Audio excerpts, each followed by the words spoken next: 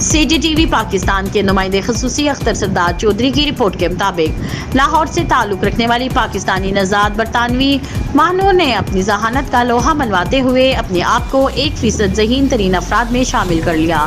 برطانیہ میں او اور اے لیول کے نتائج کے سامنے آتے ہی مہنور نے دنیا بھر کو حیران کر دیا ہے۔ مہنور نے اپنی خودداد صلاحیت کے بل بوتے پر 34 مضامین میں کامیابی حاصل کر کے ایک نیا ریکارڈ قائم کر دیا ہے۔ مہنور نے 10 مضامین کا اسکول سے اور 24 مضامین کا پرائیویٹ امیدوار کے طور پر امتحان دیا اور تمام مضامین میں A+ گریڈ حاصل کیا۔